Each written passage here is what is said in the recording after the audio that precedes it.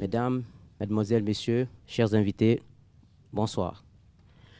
Merci de répondre à notre invitation pour cette conférence, pour qu'ensemble nous puissions échanger et proposer des solutions à nos gouvernants actuels et futurs, mais aussi envoyer un message clair que nous n'accepterons jamais le tripatouillage de notre Constitution. Cette ère est révolue en Guinée. Chers compatriotes, chers amis de la Guinée, je me nomme Souleymane Condé. J'ai eu l'honneur d'être choisi par mes pairs comme coordinateur général de ce mouvement au nom du peuple. Ici, dans cette salle, vous avez quelques personnes du bureau exécutif du mouvement. Ici, à ma droite, Lansana Touré, chargé de mission. À ma gauche, Kiao So, chargé de communication et porte-parole. Nous avons créé ce mouvement citoyen pour participer à l'éveil de conscience du peuple de Guinée en général et de la jeunesse en particulier. Nous, jeunesse de la Guinée, nous subissons les conséquences malsaines et des turpitudes de nos acteurs politiques actuels. C'est pourquoi nous refusons l'immobilisme, le fatalisme comme excuse dans l'évolution de la vie de notre nation. Dans ce mouvement au nom du peuple, nous reconnaissons et nous respectons la diversité guinéenne tout en embrassant et valorisant les valeurs et les cultures, les principes qui régissent une société qui se veut démocratique, mais aussi respectueux des droits humains et de la bonne gouvernance. Ce mouvement citoyen, comme à l'instar des autres mouvements et actions individuelles qui mènent le même combat que nous, tels que Troisième Dynamique, Collectif pour la défense de la République CDR, des personnes physiques comme la Reine-Mère ici présente dans la salle, Moussa Tatakourou Diawara, Monsouma, Junior Touré, Madi Kondé et tous celles et ceux qui se battent à travers le monde pour la Guinée. Nous avons aujourd'hui un combat commun, qui est le combat de la démocratie et de la bonne gouvernance. Ce combat reste et demeure un défi pour la jeunesse africaine en général et celle de notre Guinée en particulier. C'est pourquoi notre mouvement au nom du peuple, qui est un mouvement fédérateur et qui tend la main à toutes les bonnes volontés, un mouvement ayant les mêmes objectifs, celui d'une Guinée meilleure, débarrassée de la mauvaise gouvernance, de la corruption, de la promotion de la médiocrité, de la démagogie et de l'injustice. Nous sollicitons le soutien et l'adhésion de tous, sans exception. Notre combat commence au sein de notre mouvement, où toutes les valeurs républicaines s'y retrouvent. Chers compatriotes, chers invités, il n'y a pas de secret pour le bien-être, pour la liberté et la justice pour tous. Si vous avez de l'espoir pour la Guinée comme ce mouvement, si vous avez la même énergie pour combattre comme ce mouvement, si nous faisons ce que nous devions faire et si nous agrésons nos forces, il n'y a pas de doute qu'en 2020, de la Guinée forestière à la Haute-Guinée, de la Moyenne Guinée à la Guinée à la Basse-Côte, le peuple se lèvera comme un seul homme. Et les jours sombres seront que des lointains souvenirs et la Guinée sera enfin dotée d'un leadership tant attendu pour un meilleur avenir. Chers compatriotes, chers amis, au nom de mes collègues, je déclare ouverte cette conférence débat. Vive le peuple de Guinée, que Dieu vous bénisse, je vous remercie.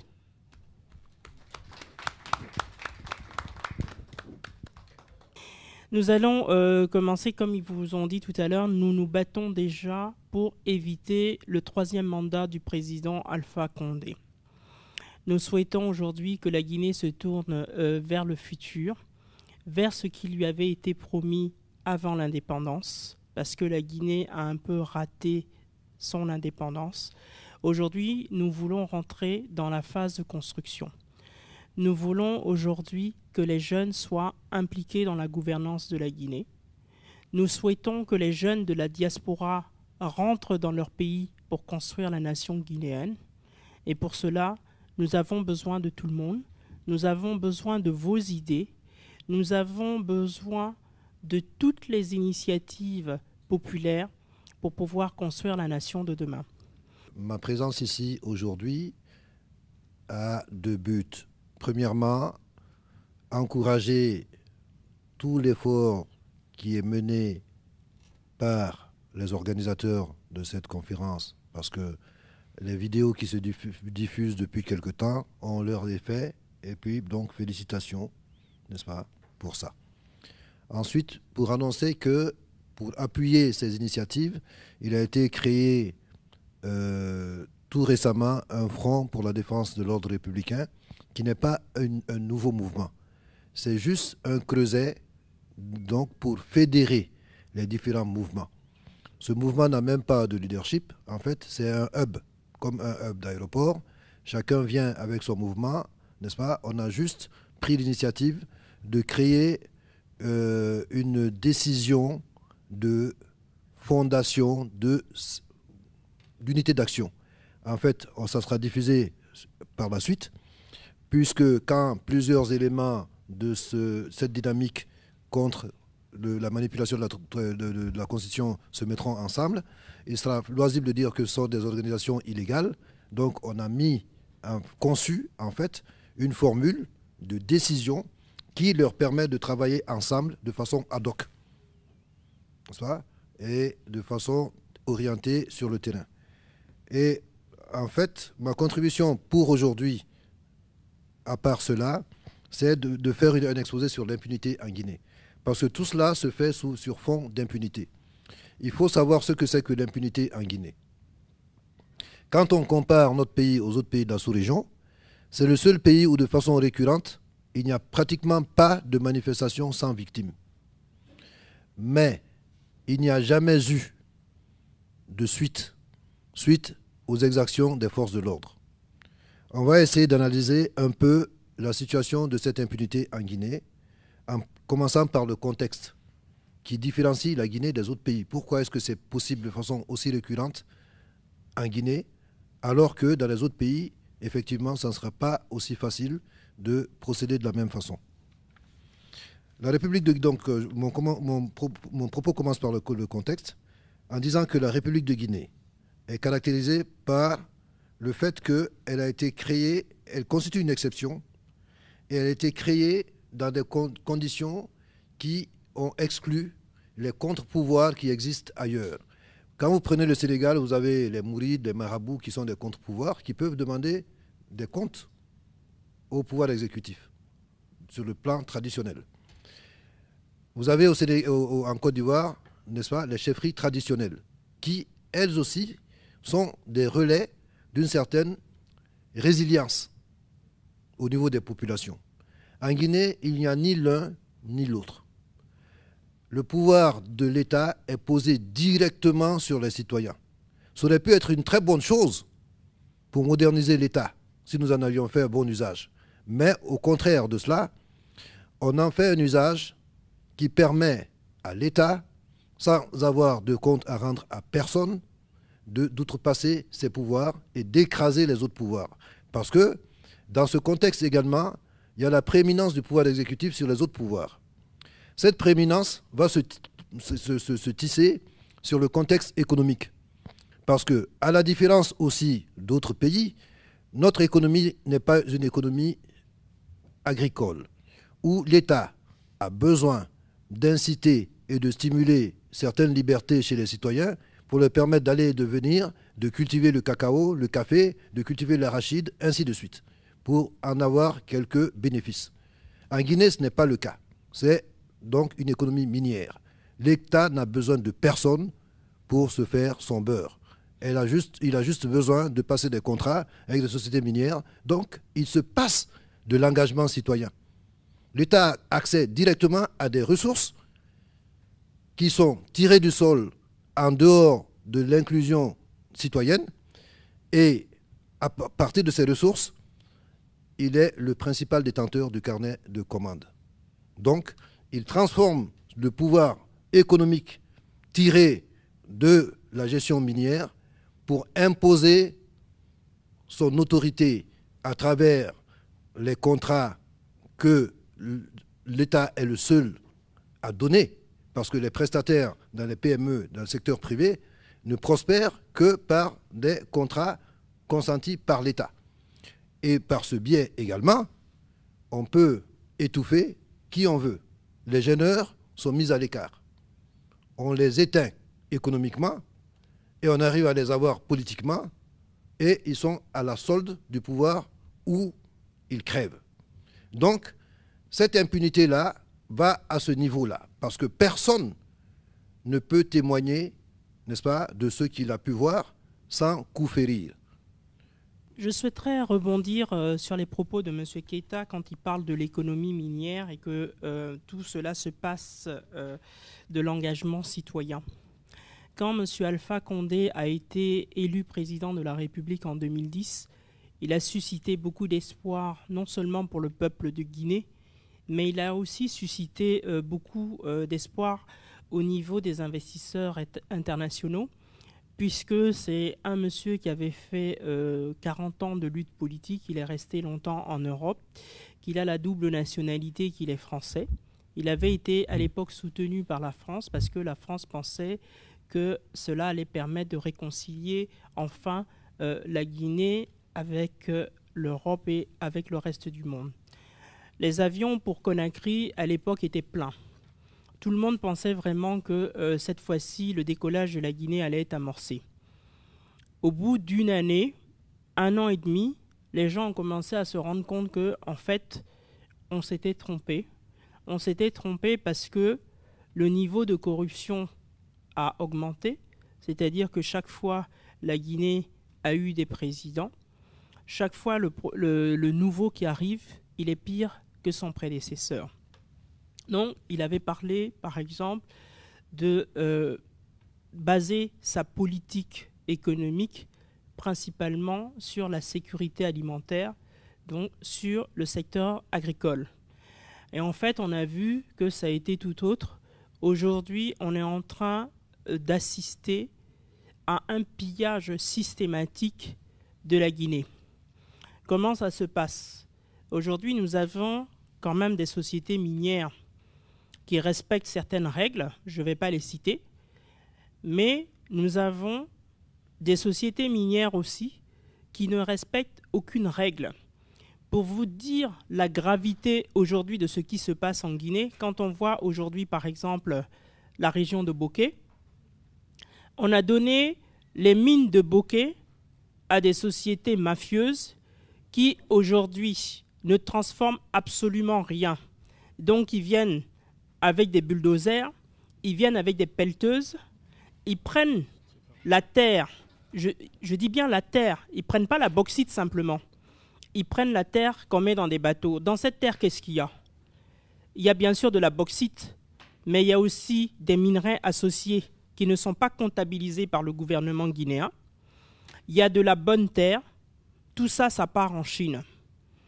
Et on va laisser des trous béants, on va laisser des déserts dans notre pays. Après, à Boké, on ne pourra plus rien cultiver, même pas une tomate, parce que la terre riche part en Asie.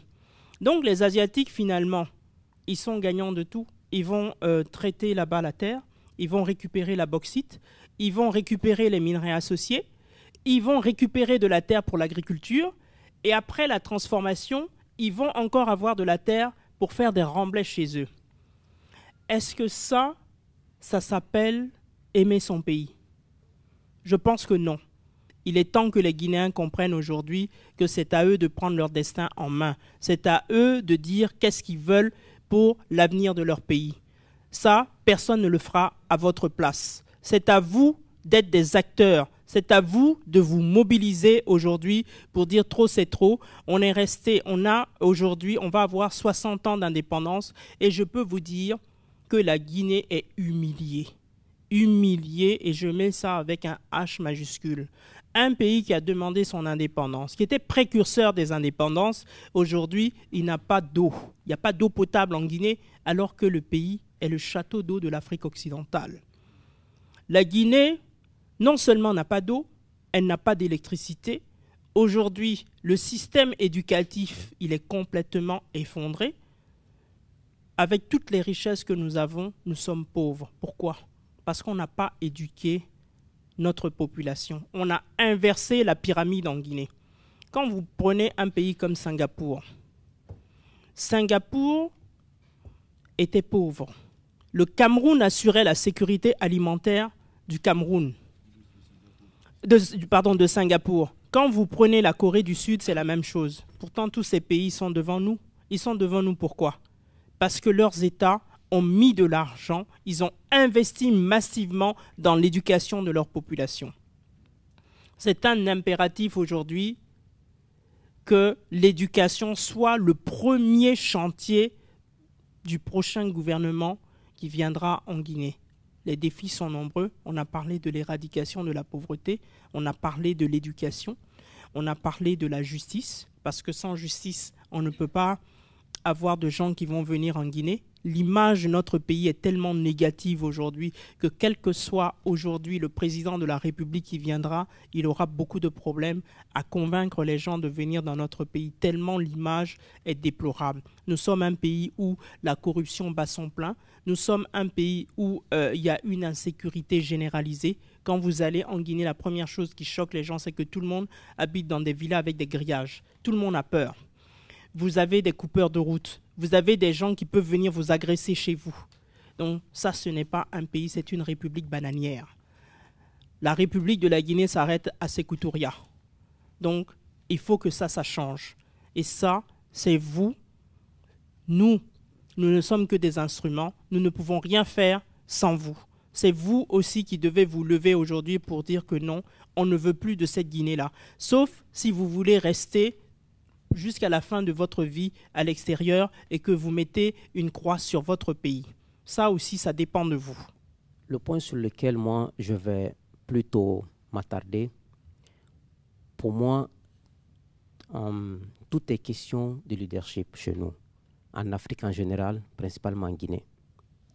Il faut que nous, la jeunesse, nous puissions, en toute objectivité, détecter le bon leader. Parce que pour moi, tu aurais, comme j'aime à le dire souvent, tu pourras mettre quelqu'un qui a un diplôme en doctorat, qui a une expérience, c'est-à-dire incontestable en économie ou un doctorat en statistique ou quoi, mais s'il n'a pas le leadership, il ne pourra amener son équipe nulle part.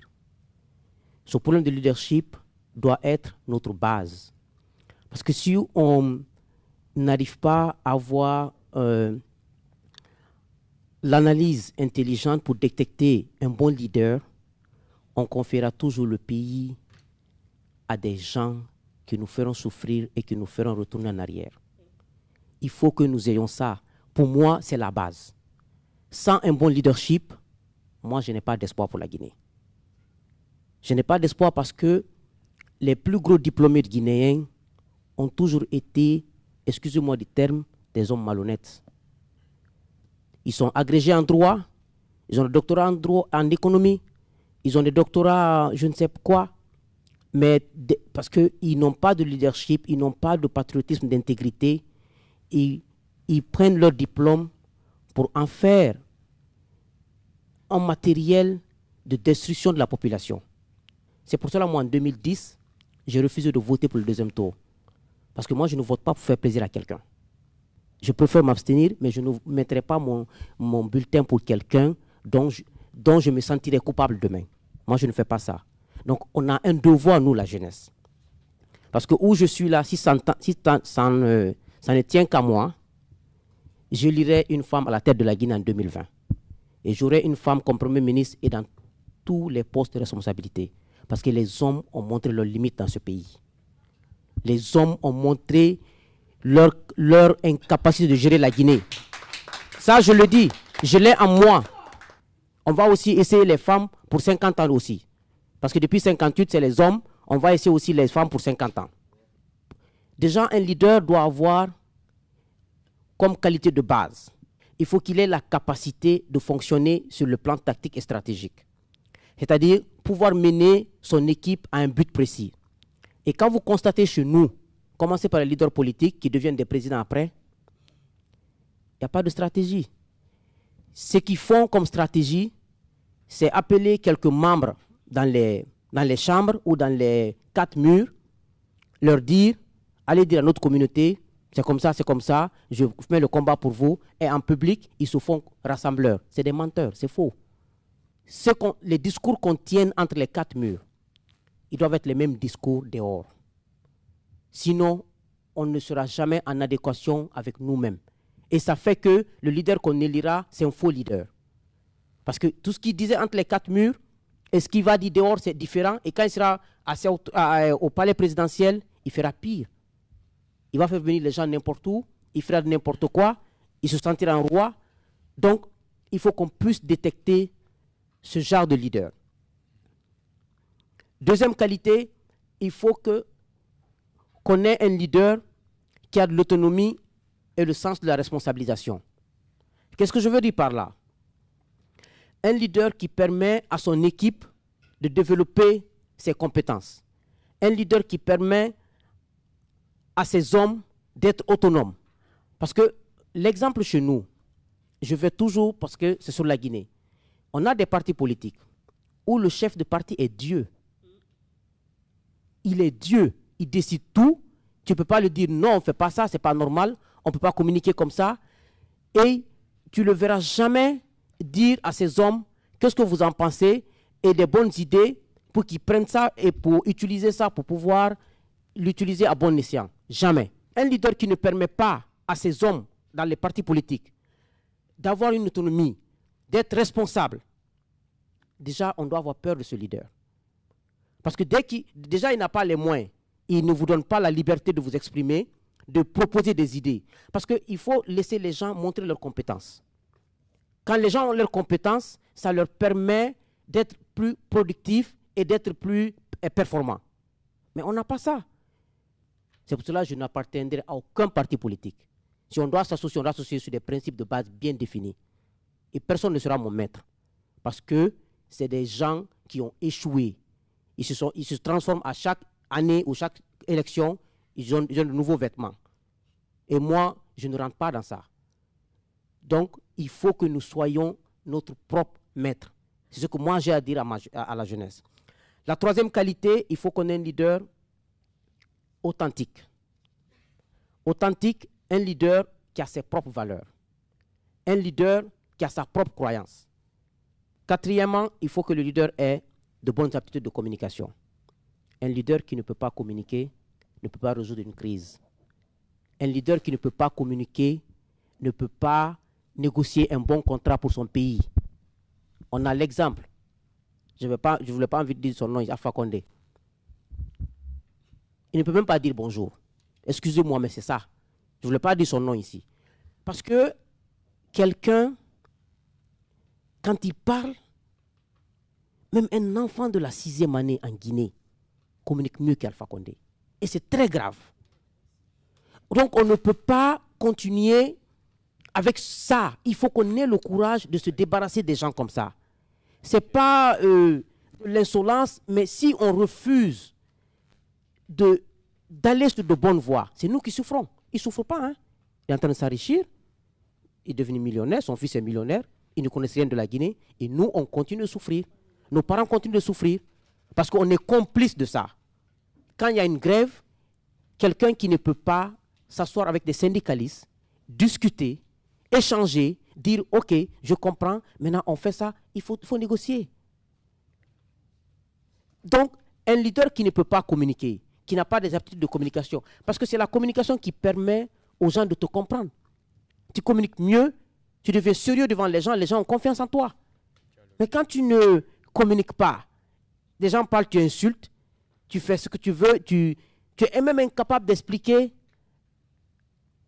une page. Donc, si on ne se remet pas en cause, nous, la jeunesse, qu'on puisse avoir un leadership à la tête de notre pays, vaut mieux laisser la Guinée dans la main des gens là. Moi, je crois qu'on a une décision à prendre. Sans leadership, ne comptez pas sur un bonheur. Parce que c'est le leadership qui permet de faire évoluer les choses. Le leadership qui permet d'appeler les gens, proposer vos idées et les exécuter. Ça permet de contrôler le service de l'État. Ça permet d'être soucieux pour le pays. Alors, il faut savoir que la formation professionnelle permet, si elle est bien élaborée en Guinée, permet aux jeunes qui n'ont pas pu pousser les études à un niveau suffisamment élevé ou de continuer à approfondir leur formation de base tout au long de leur vie professionnelle. Mais aujourd'hui, nous constatons que les responsables politiques qui sont chargés de mettre ces mesures ont divorcé avec la responsabilité qui est la leur. Et ça, c'est très dommage. Nous le constatons aujourd'hui. Souvent, en Guinée, tout le monde a entendu, on entend parler souvent que les étrangers sont mieux lotis que les Guinéens en matière d'emploi et de postes occupés en Guinée. Moi, je pense que c'est mon avis, c'est tout à fait normal parce qu'une entreprise, pour se développer, doit recruter quand même des jeunes compétents qui sont capables d'analyser et d'apporter quelque chose à l'entreprise afin qu'elle puisse prospérer. Alors, si nous mettons en valeur nos jeunes Guinéens par la formation professionnelle, je pense que ces jeunes seront encore mieux lotis que ce que nous disons que les étrangers. Alors pour cela, je pense qu'il faut élever le niveau du diplôme guinéen en le mettant au même niveau que les autres pays africains, universités africaines, en mettant un système d'échange Erasmus. Il faut mettre en place les centres de formation professionnelle afin que ces jeunes puissent vraiment apprendre et aspirer à un métier d'avenir. En ce qui concerne, moi, le système de retraite, je suis très choqué que quand je vois en Guinée, la plupart des gens qui exercent des activités, hormis ceux qui sont dans les entreprises privées, ceux qui sont dans les entreprises privées, la plupart ne bénéficient pas de retraite.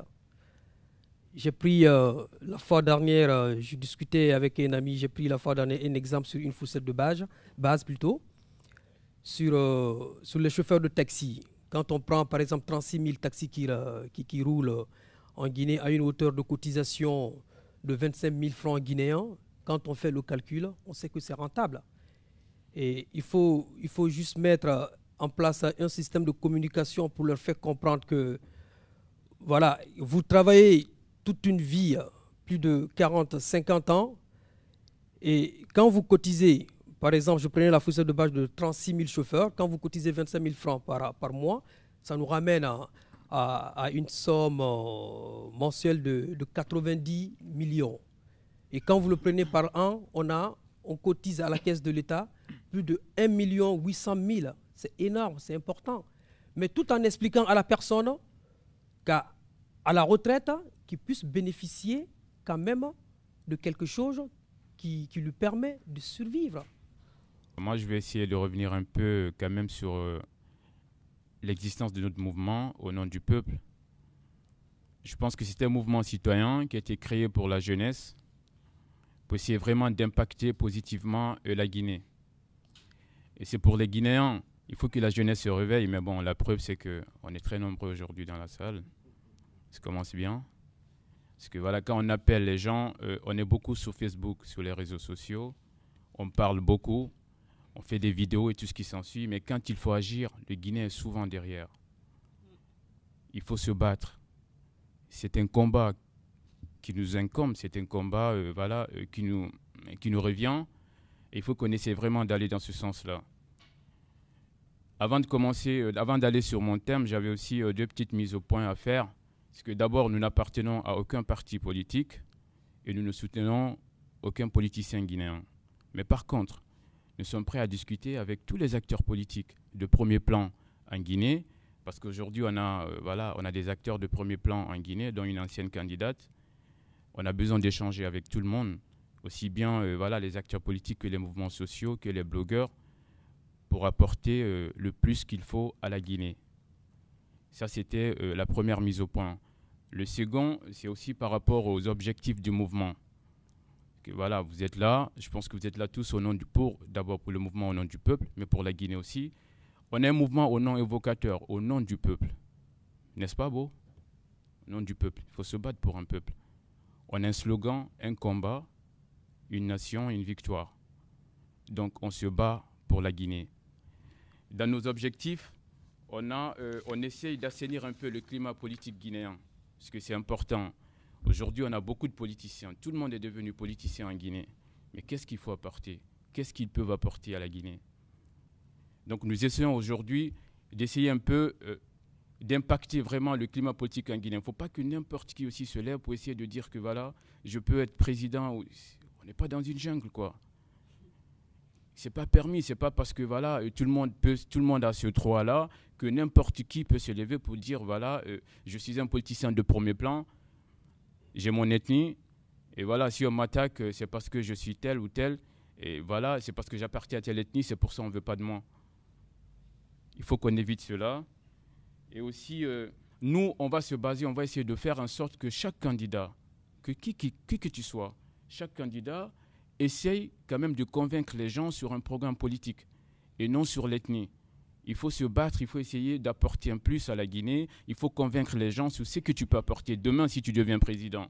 Donc ça, c'est important. Il faut que nous soyons témoins de cela et qu'on essaye voilà, de valider ça en amont avec eux pour ne pas qu'ils viennent faire n'importe quoi après, comme ce qui est arrivé avec l'actuel président de la Guinée, avec ce qui se passe aujourd'hui en Guinée. Donc moi, j'ai un thème sur l'ethnocentrisme. Jamais l'ethnocentrisme n'a été autant exacerbé en Guinée que sous ce régime. Pourquoi? Parce qu'on est tous responsables. En 2010, quand ils ont commencé à parler de cette histoire d'eau empoisonnée pour attaquer une ethnie, voilà, pour dire qu'une ethnie a empoisonné une autre, on a été peut-être très rares à se lever à l'époque pour dire attention, faisons nos combats politiques, menons nos combats, battons-nous, mais laissons l'ethnie de côté. Nous sommes tous une famille. La Guinée est une famille. On aime à le dire, on le crie beaucoup. La Guinée est une famille. Voilà, mais dans les maisons, on le dit plus peut-être. Ce qu'on dit entre les quatre murs, comme le disait tout à l'heure mon coordinateur général, ce qu'on dit entre les quatre murs, ce n'est pas souvent ce qu'on dit en public. L'éducation, c'est complètement vital pour notre pays, puisque l'État s'est complètement désengagé au niveau de l'éducation. La plupart des établissements aujourd'hui en Guinée sont des établissements privés. Donc l'État n'a en fait aucun contrôle sur les programmes qui sont donnés dans les écoles.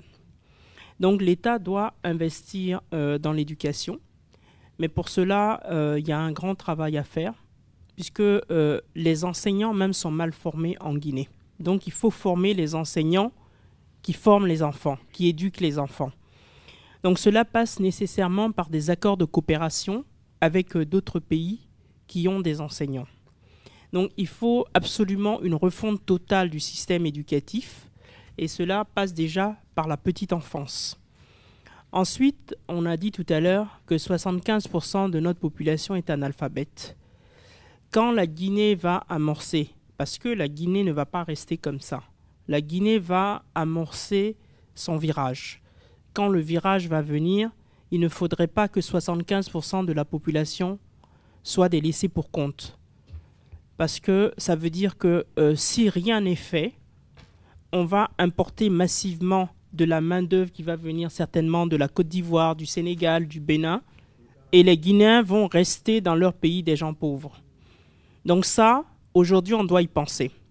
Donc l'État doit s'engager non seulement sur la formation professionnelle des enfants, des jeunes, doit s'engager aussi sur la formation technique des jeunes, mais il faut aller encore beaucoup plus loin pour les enfants qui sont complètement analphabètes afin qu'ils ne viennent pas remplir les bidonvilles après dans les villes de la Guinée. Pour cela, ça veut dire que l'État devra, par exemple, ça c'est une idée que je lance, l'État devra ou pourra rendre le service militaire obligatoire dès l'âge de 16 ans pour tous les enfants qui n'ont pas été scolarisés, afin que ces enfants-là aient une formation, un vrai métier. Donc on va prendre ces enfants, ils vont rester dans l'armée pendant 18 mois, et pendant ces 18 mois, ces enfants seront formés à différents métiers, aux métiers qui sont adaptés aux besoins de notre pays. La Guinée a besoin de gens très, très pragmatiques.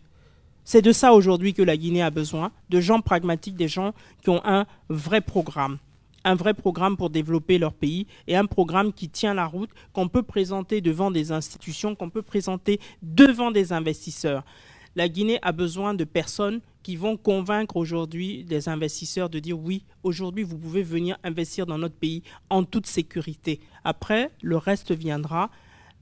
À partir du moment où on crée de la richesse dans un pays, les problèmes aussi se tassent, les problèmes ethniques aussi s'en vont. C'est parce que la médiocrité a fait que les leaders politiques sont toujours en train de se victimiser ou toujours en train de parler de problèmes politiques. Je voudrais savoir la position exacte du mouvement par rapport à ces deux situations. Et politique, par rapport à la révision, est-ce que le mouvement est constitué par rapport à une éventuelle révision constitutionnelle ou bien sur des questions de gouvernance telles que nous les vivons aujourd'hui? J'ai écrit ici. J'ai écrit qu'il était incompétent et j'explique en fait qu'il était aux antipodes de la réalité dramatique quotidienne que vivent les 12,5 millions d'habitants. Donc j'explique que sa gouvernance est pire que ses prédécesseurs. Le chômage touche plus de 90% de la jeunesse guinéenne en âge de travailler et le taux ne fait qu'augmenter. Et je disais bien que comble du hasard, on est dirigé par un professeur d'université et qui a mis en marche une machine à fabriquer des chômeurs. Donc je fais la démonstration dans cet article de tout ce qu'ils ont fait, le pillage systématique de notre économie qui est organisé par la présidence de M. Alpha Condé. Et vous avez raison quand vous dites que les médias guinéens se cachent. Ils ne veulent pas parce que cet article a eu du mal à sortir quand je l'ai rédigé. Hein. Il a fallu certaines amitiés pour que ce genre d'article-là soit publié. Moi, Souleymane Condé qui vous parle, ici, qui vous parle en face, moi j'ai la preuve que Alpha Condé veut un troisième mandat. Il a la volonté de le faire, il a le rêve de le faire. Moi, j'ai été contacté en 2016 par un ministre de la République, qui est actuellement ministre, je ne dirai pas son nom. Il m'a dit, leur objectif c'est quoi? Ils veulent que Alpha Condé ait un troisième mandat jusqu'en 2025, parce qu'il est un ministre jeune, et qu'en 2025, eux, ils vont s'apprêter, ça va trouver qu'ils sont riches, et ils vont prendre le pouvoir. Quand il m'a dit au téléphone, il m'a dit, Soul, tu es très intelligent, je veux que tu viennes avec nous. Il dit, parce que nous, on fera ça, et quand tu viens, tu auras du boulot, tu auras tout, parce que tu es en train d'étudier aux États-Unis et tout. Je lui ai dit que je ne peux pas faire un truc comme ça. Il m'a dit, non, tu ne peux pas faire ça. J'ai dit, non, je ne peux pas. J'ai dit, parce que, pourquoi je ne peux pas le faire? Un, le sang va couler. Parce que l'UFDG, qui est le principal parti d'opposition, n'acceptera jamais. Deux, Alpha Condé, aujourd'hui, a perdu 50%, si je me permets comme ça, minimum, de son électorat. Les Malinqués qui pensaient être la base d'Alpha Condé, je dis 50% juste pour mesurer. Les Malinqués ne veulent plus de lui. Donc, les Soussous font semblant avec lui. C'est ça, la carte ethnique. Les forestiers, eux, ils s'en foutent. Nous, l'existence du mouvement, ce n'est pas forcément par rapport au troisième mandat. Parce que comme on l'a dit, c'est un mouvement citoyen qui essayons d'impacter sur la vie politique guinéenne. On a compris une chose, c'est qu'en Guinée, tout est politique. C'est-à-dire, ceux qui sont responsables de nos malheurs, de ce qui se passe en Guinée, c'est les politiques. Donc ce sont les pouvoirs, c'est ceux qui arrivent, ceux qui dirigent le pays. Donc ça, c'est un. Donc l'existence du mouvement n'a rien à voir avec cette option. L'option, troisième mandat, c'est une option. Nous, on se prépare. Parce que comme il l'a dit Souleymane, si jamais, on espère comme vous que voilà, qu'il ne franchira pas ce pas. Mais s'il le fait, au moins qu'on ne soit pas surpris. Donc nous sommes prêts et nous serons sur le terrain pour combattre cela. Ça, c'est un. De deux, par rapport à la gouvernance, je pense qu'on a des députés aussi pour cela. C'est pour ça qu'il faut voir aussi. Normalement, c'est les députés qui contrôlent l'action du gouvernement. On est députés pour ça. On ne peut pas venir ces gens-là. Aujourd'hui, les députés, c'est pratiquement tous les acteurs politiques guinéens, en tout cas les acteurs de premier plan.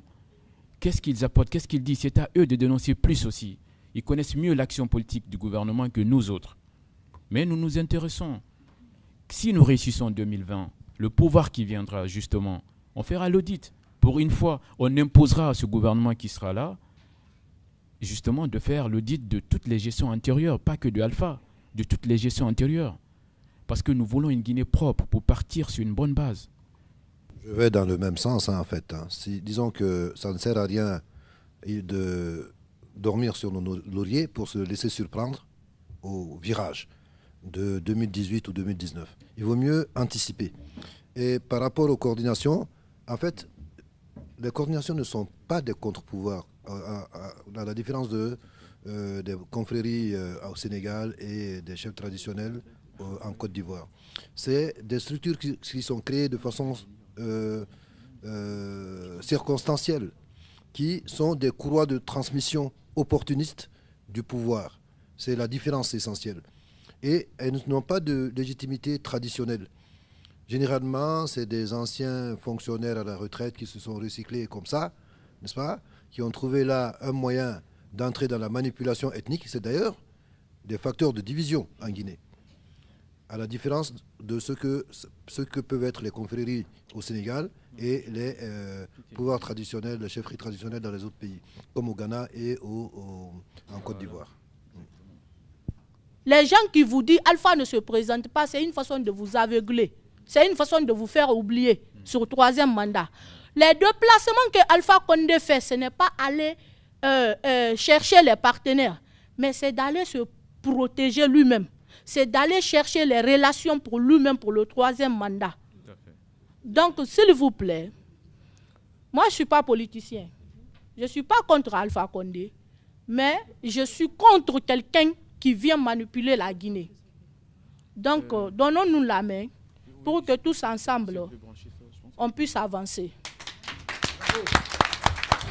Notre opposition, ce n'est pas contre la personne du président Alpha Condé. Non, nous luttons contre un système. Moi, je ne suis pas de l'opposition, ni de la mouvance, parce que d'ailleurs, j'estime que cette opposition, elle est fonctionnalisée, d'une part, ou comme l'a dit madame, c'est une opposition qui est clochardisée, effectivement, bon, ou qui est en voie de clochardisation, en tout cas, parce que ce sont des gens, il y en a aujourd'hui qui sont en Guinée, ils s'opposent au président de la République. Ce n'est pas pour sa gestion opaque que vous avez dénoncée tout à l'heure. Ce n'est pas à cause des velléités putschistes, ce n'est pas à cause de ça. C'est parce que derrière, ils n'ont pas eu de poste, ce sont des frustrés, donc il y a tous ces cas-là. Mais nous, nous défendons la République. Nous luttons contre la gestion opaque. Et donc, je vous dis que nous sommes sur la base républicaine. Il y a l'article 21 et 22 de notre Constitution qui invite chaque Guinéen à défendre la République. Et nous allons défendre la République. S'il faut aller en Guinée, nous allons passer par là. Je vous remercie. Aujourd'hui, le problème de la Guinée, à mon sens, pour résumer ce que vous avez dit, c'est un problème de génération. Je m'explique.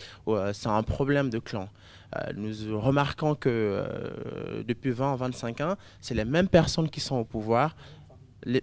Pas une histoire de famille. Peu importe. Les mêmes personnes qui sont au pouvoir, les mêmes personnes qui nous ont montré qu'ils ne sont pas capables, qu'ils n'ont pas le leadership pour pouvoir faire avancer la Guinée. On n'a pas besoin de citer les noms. Si à citer le nom d'une personne, si vous regardez dans le gouvernement, dans l'opposition, c'est les mêmes personnes qui ont gouverné pendant tout ce temps. Alors, la vraie question est aujourd'hui, comment nous allons faire pour se débarrasser de ces personnes nuisibles pour la Guinée? Aujourd'hui, les jeunes qui sont au pouvoir, ou qui disent qu'ils sont intellectuels, qui sont au pouvoir, je pense que il y a une grande malhonnêteté derrière parce que ce sont nos camarades, ce sont des personnes avec qui nous avons étudié, on avait les mêmes valeurs. Aujourd'hui, la malhonnêteté intellectuelle derrière qu'il y a derrière ces ministres et derrière ces personnes, moi je ne comprends pas que notre génération qu'on puisse en arriver à ce point. Avec des États qui ont des enseignants pour remettre nos enseignants à niveau. Et il faut également en profiter pour mettre des formations qualifiantes, des formations techniques. Et puis, il faut changer aussi, il faut qu'il y ait différents bacs, puisqu'on a très peu de bacs aussi en Guinée.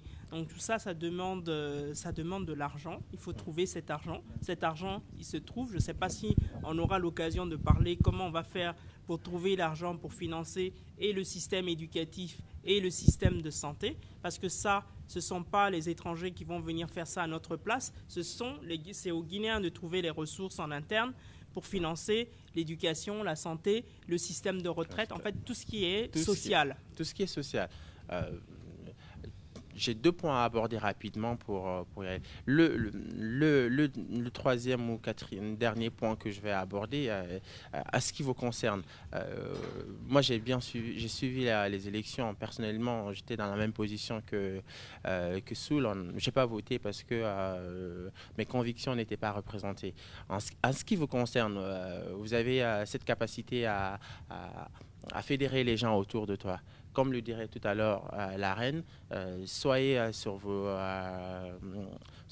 de vous que vous ne soyez pas récupéré. Je ne mets pas du Impossible, tout. On m'a non, déjà mais essayé, je ne mets pas du tout votre loyauté, votre intégrité, mais vu l'image que vous nous donnez aujourd'hui, ça serait fort dommageable de vous voir en jour. Monsieur, moi j'ai une vision pour mon pays. Je vais vous dire, déjà je ne le fais pas simplement pour la Guinée. J'ai une vision, pas africaine, mais une vision pour la race noire. Je vais bien vous expliquer que vous compreniez bien en fait la vision que j'ai. Aujourd'hui, les Noirs, si on parle des Noirs américains, si on parle des Noirs antillais, ils ne veulent pas entendre qu'ils sont d'origine africaine. Pourquoi? C'est à cause de l'image que les Noirs renvoient. Les Noirs renvoient l'image de gens pauvres, de gens médiocres, de gens paresseux. En fait, c'est ce que les autres peuples ont des Africains. Donc aujourd'hui, il faut qu'il y ait des Africains qui sont conscients aujourd'hui qu'on ne peut pas rester dans une image de médiocrité. Je ne le fais pas simplement pour moi, je le fais aussi pour mes enfants, je le fais aussi pour mes descendants, je le fais aussi pour tous les Africains, que tous les Africains aujourd'hui s'identifient à quelque chose de positif. On a eu de grandes civilisations. Quand aujourd'hui on dit que les Africains n'ont pas de civilisation, c'est archi faux. Quand on dit que les Africains n'ont pas de civilisation écrite, c'est archi faux. C'est vrai qu'on a une grande civilisation orale, mais on a eu des Africains aussi, quand vous allez au Bénin, où il y avait l'existence de l'écriture. Ouais. Il y avait l'existence aussi de la construction, quand on dit qu'on n'est pas des bâtisseurs. Donc aujourd'hui, l'Afrique doit devenir un continent de bâtisseurs. Et ce n'est pas moi seul qui peux le faire, ce sont vous aussi, les jeunes, qui pouvez aujourd'hui participer à la construction du continent africain. Vous qui avez étudié ici, il ne faut pas rester ici. Demain, il faut rentrer chez vous aussi pour participer à l'émergence du continent africain, à l'émergence de votre pays. Donc si demain, la Guinée, par exemple, devenait le moteur de la croissance économique de la sous-région, je peux vous dire qu'il y a beaucoup de choses qui vont changer au niveau de l'image des Africains. Les gens, aujourd'hui, quand moi j'étais une petite fille, quand je venais ici en vacances, on regardait les Chinois, les Indiens, on les appelait avant les boat people. L'UNICEF faisait des images, des campagnes. On mettait des petits Chinois qui avaient des mouches qui venaient manger sur eux. On voyait ces gens-là avec le petit bol de riz. Personne ne considérait ces Chinois-là. Aujourd'hui, les Chinois, ils sont quoi? Ils sont la première puissance économique parce qu'ils ont travaillé, ils ont retroussé les manches. Si nous aussi, aujourd'hui, quand un Chinois vient en Europe, on ne dit pas aujourd'hui, oui, c'est un pauvre. Quand un Indien vient ici, on ne dit pas que c'est un pauvre. On lui déroule le tapis rouge. Mais demain, si les Africains se mettent à travailler aussi, on aura le même respect. Le respect, il se mérite, il s'arrache. Donc c'est à nous de travailler aujourd'hui pour que l'Afrique ne reste pas un continent de pays de sous-développés. Il faut absolument aujourd'hui que tout le monde en ait conscience et puis qu'on se batte aujourd'hui pour relever le défi. Le premier défi, c'est le défi de la corruption. Le premier problème de la Guinée, c'est un problème de communication de langue. Les Soussous parlent Soussou, les Malinké parlent Malinké, les Peuls parlent Peul. Et pour faire révolter les gens, il faut avoir une langue commune. Regardons le Mali. Ils ont le même nombre d'ethnies à peu près avec nous. Il y a des Arabes même au Mali. Mais la langue de communication, c'est le Bambara. Quand Rasbat sort pour faire une vidéo aujourd'hui, il y a plus de 38 000 vues. Mais lui, il est soniqué, mais il s'exprime en Bambara. Parce qu'il sait que la langue comprise par la population, c'est le Bambara. Prenons le cas du Sénégal. Les députés s'expriment en Wolof. ceux qui n'ont pas été à l'école sont députés au Sénégal. Le débat à l'Assemblée, c'est en Wolof. Donc, la population, même à la frontière guinéenne, un cultivateur dans son champ écoute les députés à l'Assemblée nationale du Sénégal et il comprend ce qui est débattu comme problème de la nation. Mais aujourd'hui, la réalité est cassée en Guinée. Moi, c'est ce qui fait, souvent quand je sors pour mes vidéos, je parle en malinké. Et je vois des peuls qui viennent commenter, parlent en français pour que nous comprenions. Je comprends, ils veulent comprendre. Mais moi, je veux faire révolter une communauté contre un régime. Et cette communauté ne parle pas français. Je vous jure, si la gouvernance de Alpha Condé est dénoncée aujourd'hui en malinké, en soussou, en poulard, pour la population, je vous jure, il ne fera pas un mois au pouvoir. Mais le problème est que les grandes gueules là, ils parlent trop. Mais c'est dans quelle langue? Français. À Sigirin, quand ça commence, les gens, ils ne comprennent pas. Donc, moi, ce que je voudrais qu'on fasse d'abord, cherchons une langue de communication en Guinée. Qu'elle soit poulard, qu'elle soit soussou, qu'elle soit malinké. Mais cherchons une langue pour combattre les régimes en Guinée. Donc, le problème est là. Vous avez parlé des mines. Madame Diobaté, bon, les gens disent que vous êtes des Kanka. Moi, je vais dire par exemple que vous êtes des Sigiri parce que je connais un peu ces Tigia, je connais d'où vous venez. Voilà prenons Bouré. Prenons Bouré chez vous. Quand moi je vais à Bouré, je pleure. Quand vous voyez ce qui se passe à Sigiri, des poisons qu'on appelle cyanure, les blancs, quand ils viennent pendant la journée là, ils diminuent. C'est-à-dire la dangerosité. La nuit, en partant, parce que ce sont nos frères qui passent la nuit là-bas, ils augmentent. Vous ouvrez un paquet de cigarettes, vous mettez à côté. Le lendemain, vous venez voir le paquet de cigarettes, toutes les cigarettes sont perforées. Moi-même, je suis venu en tant qu'en investigation, nous avons fait la même chose. Mais ce sont nos frères qui respirent ces vents là-bas. Bourré, ils n'ont plus de, il n'y a plus d'élevage, il n'y a plus d'agriculture. Il n'y a rien. La terre a été renversée. Les enfants naissent avec des déformations. Voilà, ils disent que c'est l'or qu'ils exploitent. C'est faux. Il y a l'argent blanc. Je voulais vous dire quelque chose à ce sujet. Moi, j'ai essayé de faire... WF était déjà à Conakry. Donc, je les ai interpellés, je les ai écrits ici à Paris pour que WF ou Greenpeace puissent aller en Guinée et regarder un peu ce qui se passe. On ne leur a pas autorisé. Les autorités guinéennes ne veulent pas voir ces agences en Guinée, WF et Greenpeace. Ils ne veulent pas les voir là-bas.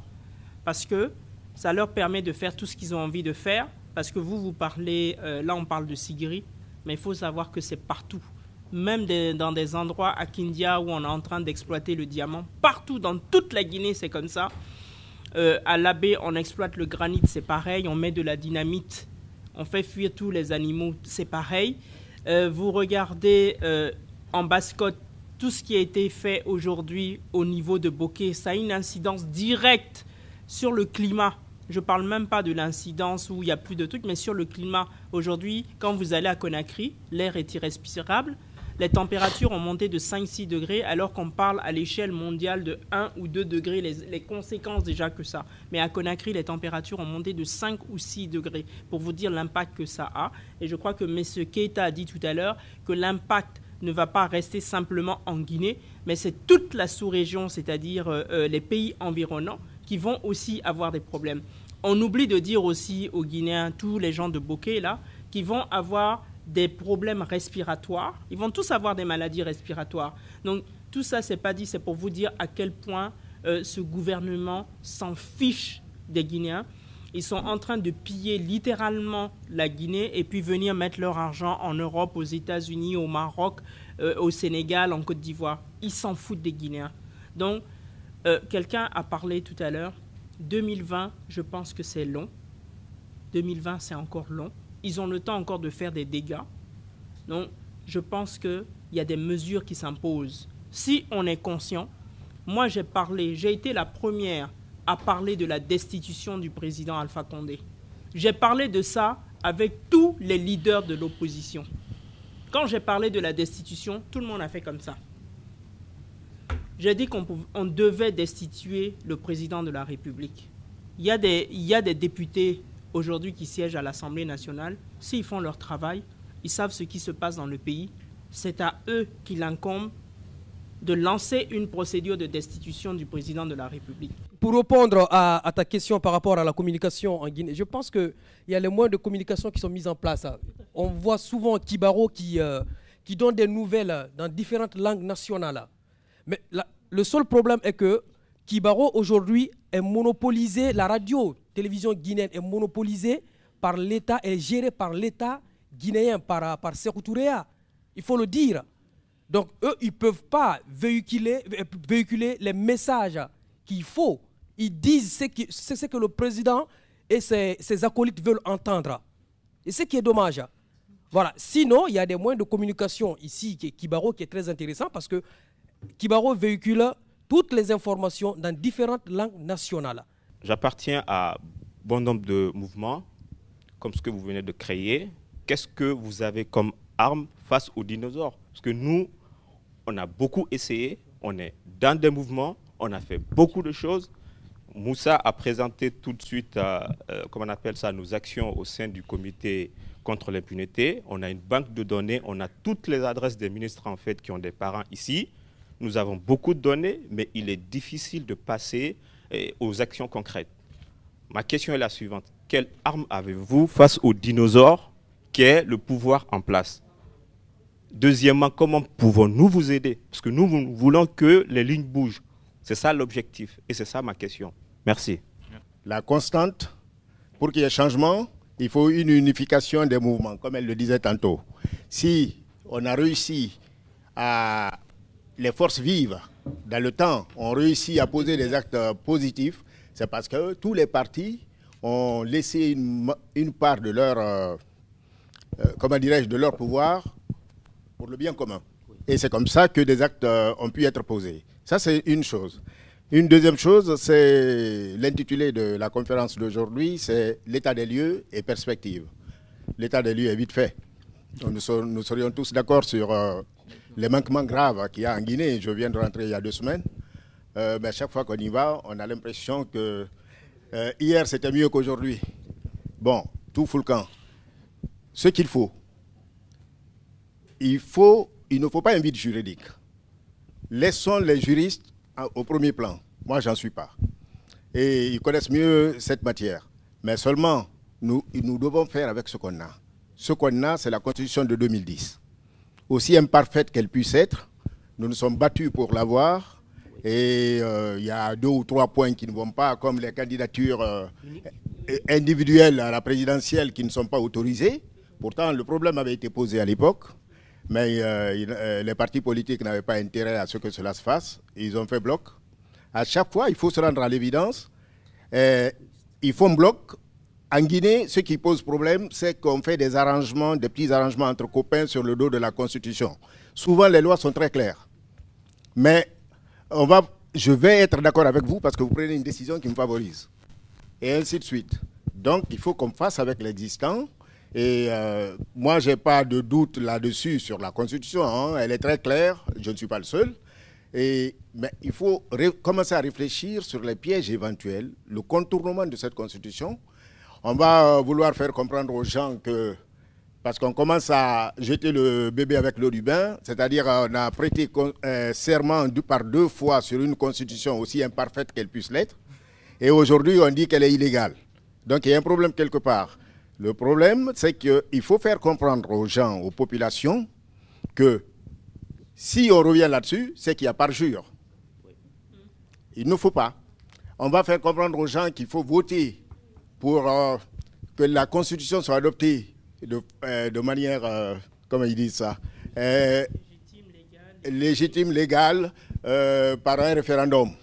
Mais que je sache, il y a assez de juristes ici pour le dire, une Constitution, il n'est écrit nulle part qu'une Constitution doit être forcément adoptée plutôt, par référendum. On va leur faire comprendre que c'est pour rendre légitime cette Constitution. C'est le piège, parce qu'on sait ce qui va advenir. Les gens vont voter, le résultat sorti des urnes sera tout le contraire de ce qu'ils auront voté. Va se représenter pour un troisième mandat.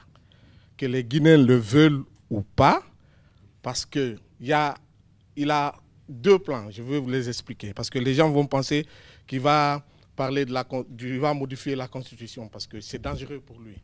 Mais la Guinée, on a une armée dans une armée, déjà, à la base. C'est-à-dire qu'il y a 4000 hommes qui ne font pas partie de l'armée guinéenne, qui vont faire le boulot. C'est-à-dire qu'on va arriver à partir de 2019, comme ce qui se passe au Mali ou ailleurs. Alpha Condé, c'est un fin stratège. Ça devient un politicien parfait. C'est tout ce qu'il sait faire. Faire du mal. Du mal qu'il a fait à la Guinée depuis des années que tout le monde connaît, qui va continuer à le faire. Et comment? C'est-à-dire on va faire des... Excusez-moi le terme, mais c'est ce qui va se passer, je pense. Il va faire des attentats partout. Ils vont accuser un système islamique terroriste dans le pays pour que les Guinéens puissent se taire, pour qu'ils puissent gagner encore 2 ans. Un plan, un autre, un plan B. Ensuite, qu'est-ce qui va passer? Il a déjà mis beaucoup d'argent de côté, beaucoup de magots à côté pour pouvoir manipuler et les Guinéens et les Occidentaux qui sont là. Tout ce qu'il fait comme voyage, c'est par rapport à ce système-là. Donc moi, je dis aux Guinéens ici, présents, qu'il faut se lever, il faut se battre, même contre la mort. C'est-à-dire, même si il faut aller en guerre, il faut le faire à partir de 2020. Chacun a un devoir vis-à-vis du pays. Si on se donnait tous les mains, je pense que nous sommes plus forts que le peuple. Nous sommes plus forts que ces pouvoirs-là, une fois unis. Donc, elle demandait pourquoi il y avait beaucoup de mouvements. C'est normal, ce n'est pas un mal en soi qu'il y ait beaucoup de mouvements. Ça, ce n'est pas un mal en soi. Du moment qu'on a les mêmes objectifs et qu'on essaie de se battre pour atteindre le même but, ça, c'est le plus important. Vous savez, c'est comme un championnat. Il n'y a pas une seule équipe qui peut jouer dans un championnat. C'est beaucoup d'équipes qui jouent et c'est ce qui fait aussi la beauté après du championnat. Entre guillemets, là, je parle de beauté. Mais quand on vient sur le terrain politique, quand on parle de la politique, quand on parle des élections, je pense que nous sommes tous d'accord qu'il y a beaucoup de partis. Même si c'est des partis qu'on n'aime pas, même si c'est des partis avec lesquels nous ne sommes pas d'accord ou que nous ne voulons pas voir sur la scène politique, mais nous sommes quand même d'accord qu'il y a beaucoup de partis. Ce n'est pas un mal en soi qu'on soit beaucoup de mouvements, aussi bien le mouvement troisième dynamique qu'au nom du peuple, que le vôtre, et que Tata Kourou qui disait tout à l'heure, je pense que nous devons tous nous unir pour le même combat. Donc il faut qu'on se batte pour essayer de conscientiser notre peuple. Il faut qu'on se batte pour que les Guinéens se réveillent, pour que chacun dans sa case là-bas, à Lola, au Fouta, ou je ne sais où, comprenne que ce qui se passe en Guinée, ce qui se passe sur la scène politique, ce qui se décide à Sékou-Touré le concerne. Et ça, chacun de nous a ce rôle à jouer.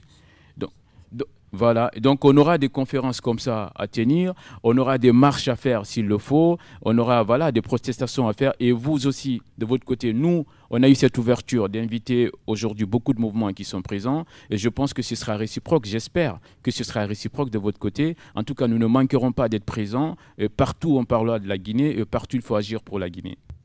L'idée du Front républicain qui vient d'être créé, c'est d'être effectivement un hub.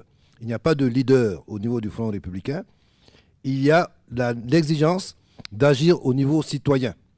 Parce qu'en fait, on peut agir pour le pouvoir politique, on peut aussi agir pour le devoir républicain. Nous nous contentons du devoir républicain, c'est-à-dire que nous voulons nous assurer que quand les Guinéens décident d'une constitution, elles nous survivent. Parce que nous ne voulons pas donner l'occasion à ce précédent de faire en sorte qu'aucune institution ne soit stable en Guinée. Donc, le Front est créé pour être un hub où chacun peut venir plugger son mouvement pour des actions ponctuelles et coordonnées sur le terrain. Et là, déjà, il y a plusieurs mouvements qui sont donc Balai Citoyen et autres qui viennent. Ils vont se réunir, par exemple, samedi à Conakry. Ils vont décider d'une action opportune. Dans cette action opportune, 2, 3, 4 mouvements peuvent se fédérer, créer une cellule d'action ponctuelle, ad hoc. En fait, le Front agit de façon ad hoc. Les gens se réunissent, ils agissent selon des cellules et la cellule disparaît après. Chacun repart de son côté. Donc c'est l'objet du Front républicain. Merci. Je pense que ça tend plutôt vers la fin. Donc moi, ce sera personnellement mon mot de la fin. Merci encore à tous d'être venus. continuons cet engagement. Et il y a une belle assertion qui dit, j'ai commencé par Frantz Fanon, je vais finir par Frantz Fanon. Nous ne sommes rien sur cette terre si nous ne sommes pas l'esclave d'une cause, celle des peuples et celle de la justice et de la liberté. Merci encore d'être venus au nom du peuple. Donc, merci à tous et à toutes d'être venus. Et nous sommes ravis de vous recevoir et merci de nous accorder vos temps parce qu'il n'est pas facile de laisser ces activités et venir assister à une conférence débat. Ça fait partie aussi du patriotisme. Ceux qui s'inquiètent pour dire que qu'est-ce que vous voulez faire comme action. Moi, je crois que se réveiller, ne pas dormir et venir s'asseoir dans une conférence débat concernant les problématiques du pays fait partie du patriotisme. Et M. Kouyaté ici devait voyager, il a annulé son ticket, il est venu, ça fait partie du patriotisme.